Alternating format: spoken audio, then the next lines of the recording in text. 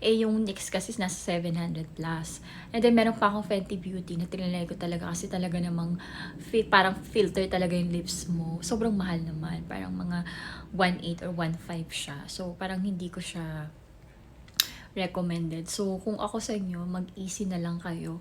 Marami pa siyang ibang shade doon. So, next time, itatry ko yung ibang mga shade nila doon. So, highly recommend ko talaga, ladies, itong Easy & Co. Sobrang ganda talaga sa feelings.